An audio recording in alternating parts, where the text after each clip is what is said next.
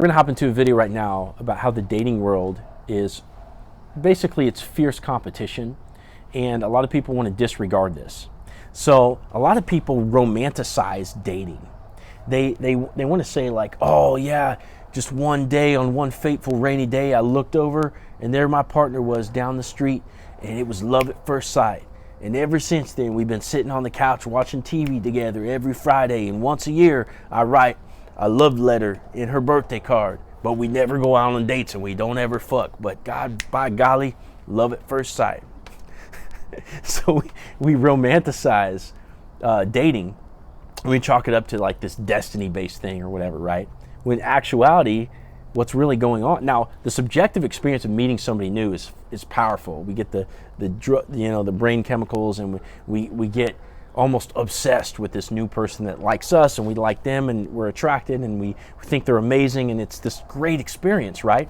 But in and that is true to us subjectively, but in actuality, if you go about things in this sort of fateful, almost like dreamy way, you're going to miss out on getting the result that you want. So as a man, you want to take a practical approach to dating. You want to look at things as though, hey, I want this, I'm going to bring this value to the table, I'm going to go out and get it. If I get rejected, I'm not going to take it personally. I'm going to go out, I'm going to keep working, and I'm going to keep trying until I get what I actually want. And it's going to cause some hurt. It's going to cause me to have maybe a little bit of a shell up, but I'm not going to not be vulnerable when it counts. I'm just going to be tough. I'm going to fucking go about this process. And so we don't want to be romantic about it. We want to be romantic with our partners to show them we care about them, that we're listening, but we don't want to be overly romantic about it. We want to be in tune with reality. And so we have this tendency to romanticize dating. And like, it happens in all society. Like, look at the doctor's office. Like, mainstream society is like, oh, the doctor is the doctor's office. It's not a business. It's that place with the red cross out in front and the white square, and that's where we get healed. It's a place of healing. No, but like in the actuality, doctor's office is a business. They want that fucking insurance money. Now, hopefully you go to a good doctor, you get healed, but the underpinnings of it is survival based.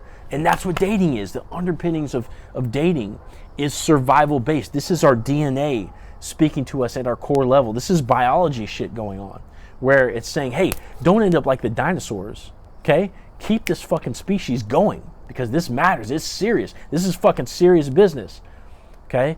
And so when it comes to dating, it's biology in the works. And so, yes, it's beautiful. Yes, it's an amazing experience, but let's get real about it.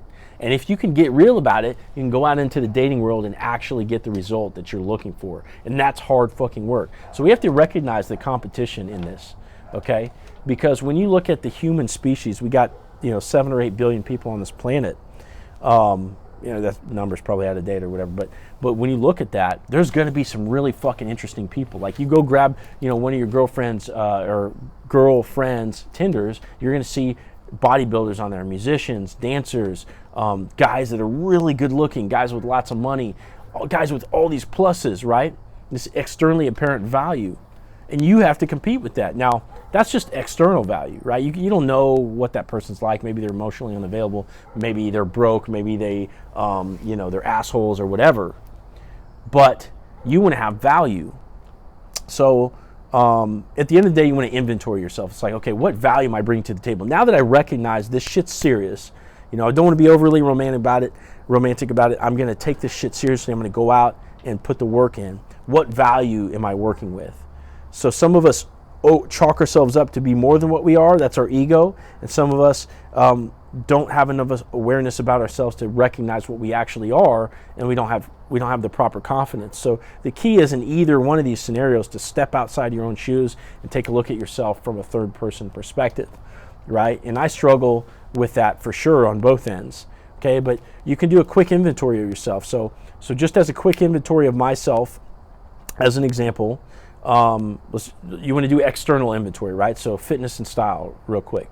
So if you look at myself, fitness-wise, I got a little bit of a gut going, but I do have like some muscles or whatever. I do lift weights a little bit. Done that, sort of casually for many years or whatever. And so a girl's going to go out with me and feel safe enough because I don't look like a pushover, okay? So that matters, right? So that's one little checkbox. Also, it's something enough to grab on. Like, I'm not like, there's guys with way better physiques than me, guys with washboard abs, bodybuilders, CrossFit athletes, all this kind of stuff, right?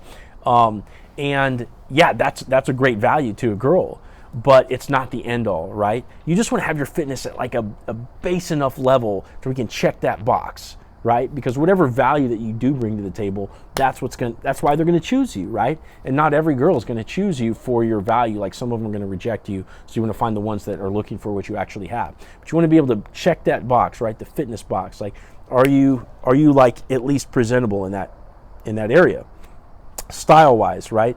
So like, look, I'm just wearing like a t-shirt and jeans, okay? It's like nothing fancy, but they do fit my body, so they're form fitting, okay?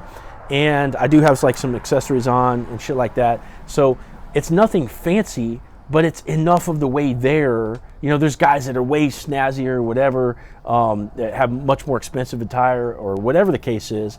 But my style's enough there to convey some personality, and that I'm not a basic bitch, right? So you don't want to be like the guy with the fucking, dad bod, or the dad style white shoes and the tucked in shirt with the belt, and the little pocket on the, you know what I mean? Like, you don't want to do all that. So you want to have just something going, right? And so you want to check that box, right? And then you want to go like look internally, beyond fitness and style, stuff like that. You want to look internally and like be like, what's your values, or what value you're bringing to the table internally. So if I was single, I would know that because I've been on so many dates before, I can be loose and sort of have fun enough and tell jokes and to keep that girl entertained. Whereas most guys are going to be like sort of uptight and self-conscious on the date, even if they're way better looking than me or had more money or whatever. It's because they haven't been through it as much. So that's a plus I have in my pocket, right? You want to ask yourself, what other interesting things are there about you that you could sort of, you don't want to unload it on the girl, but like, what can you keep in your back pocket as a means of confidence for yourself mentally, in the back of your head, or something that can come out in conversation later to demonstrate your value, right? So for example, I think about myself like, okay, I'm a Marine.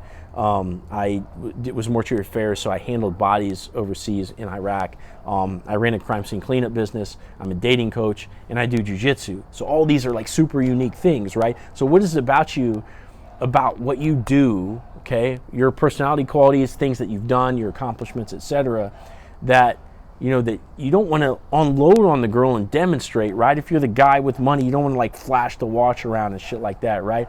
But keep it to yourself, or if it comes out naturally as a passive thing that you don't focus on, that can be a demonstration of value.